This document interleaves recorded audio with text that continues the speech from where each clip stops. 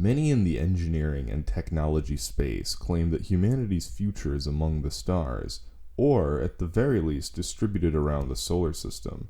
However, if this is to be the case, structures capable of housing humans in space for extended periods of time are required. Structures such as this would require not only strong materials to resist potentially very high structural loads, but also strong radiation resistance to counter galactic cosmic rays, or GCRs, and solar particle events, or SPEs. Additionally, scalability in manufacturing is also important, as the potential sizes of space habitats can range from the current small modules the International Space Station and Tiangong Space Station are composed of, to structures which have sizes on the order of hundreds of kilometers.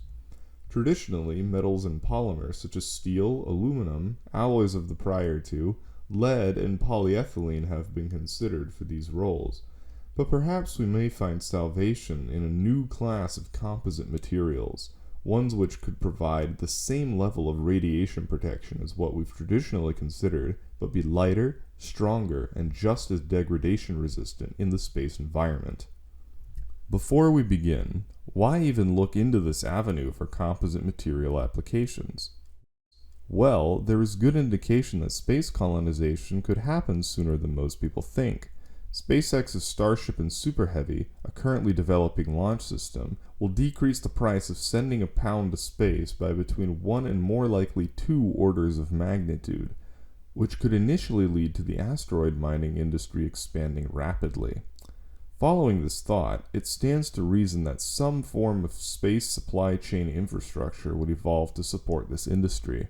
Once a space-based manufacturing infrastructure is established, it would enable the construction of space habitats at a much larger scale than is currently possible. Many people might choose to move to space to be nearer to industrial operations, or for other reasons, and thus the use case for larger-scale permanent space habitation presents itself. The long-term, around 100-year forecast for the market size of the space habitat industry is measured in the hundreds of trillions of dollars. One of the most important design criteria for any permanent space habitat are a high and sustainable level of radiation resistance. By high, we're referring to energy levels of incoming particles, which can be extreme. In the form of galactic cosmic rays, the energy of incoming particles and photons can be upwards of 100 megaelectron volts, which is about 2 orders of magnitude more powerful than gamma rays emitted by an average nuclear reactor. Current space habitation modules mostly rely on their close proximity to Earth to make use of the magnetosphere to shield from these cosmic rays. However, if habitation outside of low Earth orbit is ever desired, a better solution is required.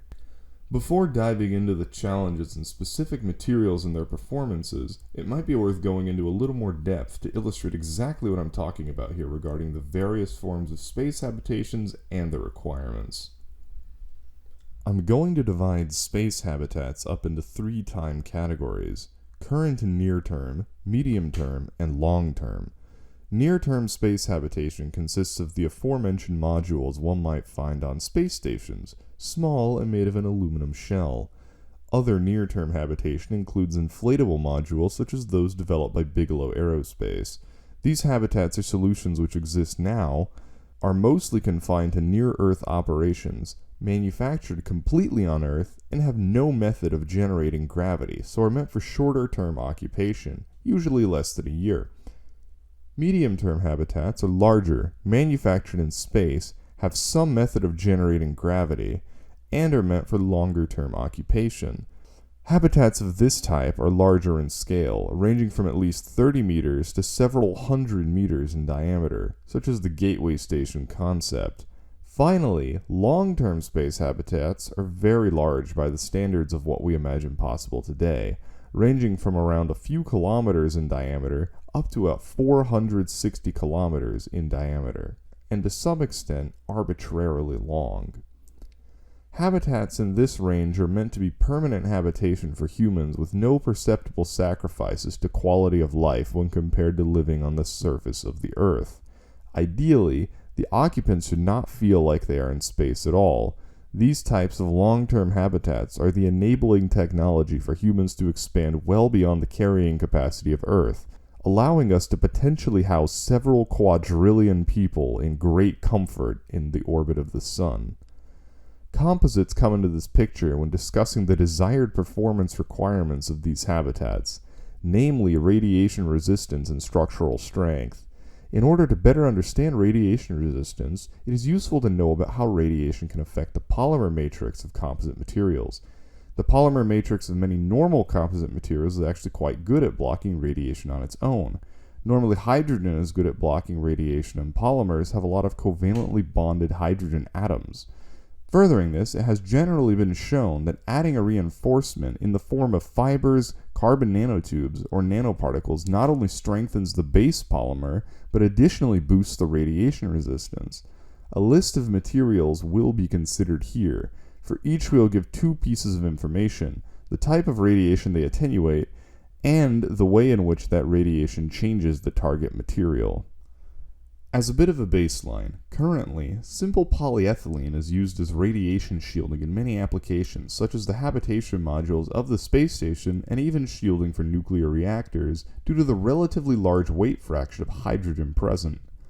Both photon and particle radiation causes the formation of free radicals within the polyethylene, leading to something called chain scission and further cross-linking, which leads to increasing brittleness of the material, weakening it over time.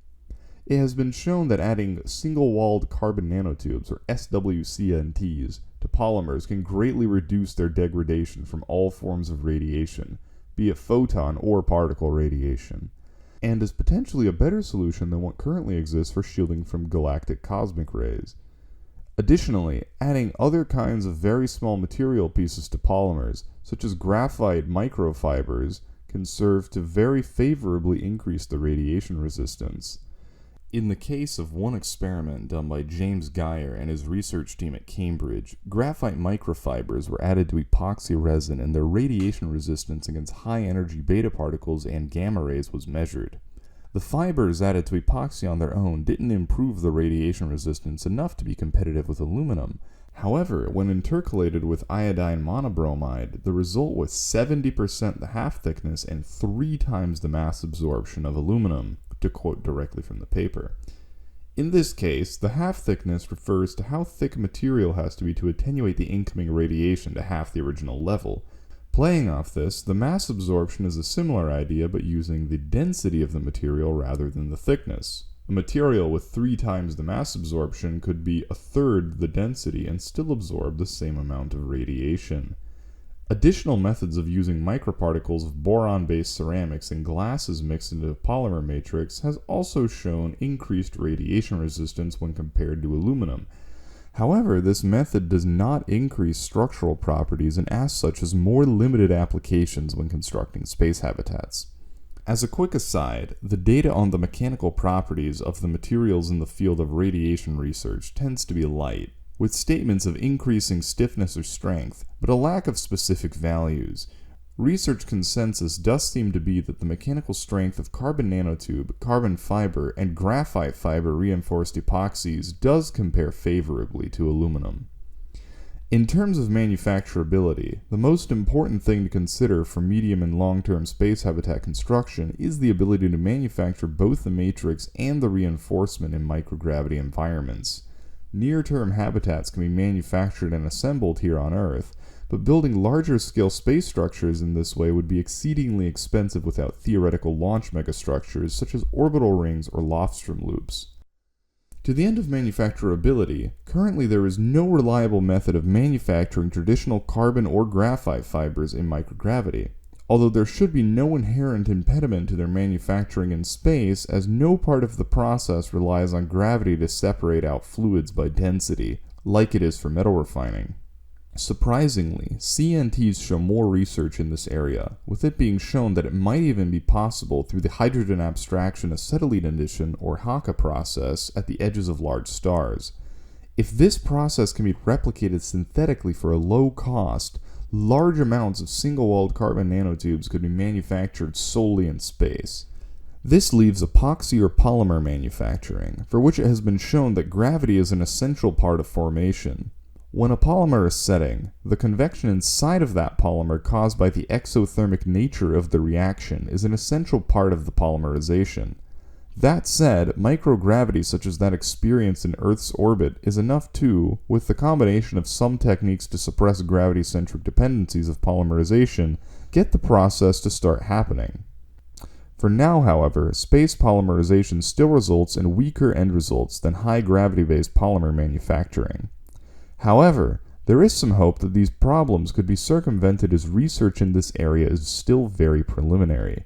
Perhaps an orbital manufacturing facility with a slight spin gravity could enable the production of high-quality polymers in space, albeit with an increased startup cost. In terms of in-space materials acquisition for polymers, their constituent parts are relatively simple, often only containing light compounds such as hydrogen, carbon, and oxygen, all of which are very common in the solar system, either found as solar particles in asteroids or in abundance in the atmospheres of other bodies such as the gas giants. Compared to the traditional structures of steel and aluminum, in-space manufacturing of carbon nanotube reinforced composites has the potential to be simpler, as the constituent elements are more abundant in the space environment, and the processing steps are potentially easier to complete as they are not as dependent on gravity, being dependent on convection instead of density gradients as for metals. The amount of equipment needed for in-space polymer and carbon nanotube manufacturing should be far less massive when compared to that needed for metal refining. Forming of the final cylindrical habitat structures is simple in concept as well. Given an inflatable mold, the resulting mixture of polymer and whiskers could be sprayed on the inner wall and left to cure, although a source of heat inside the mold may be necessary to facilitate proper curing. In conclusion, then, there's a strong case for constructing medium-term space habitats and potentially even long-term space habitats out of space-manufactured composites, as both in terms of material performance and ease of microgravity manufacturability, they exceed the base materials of aluminum and lead. It is possible that we see the future of our species borne out not in large metal cylinders, but rather in large composite ones.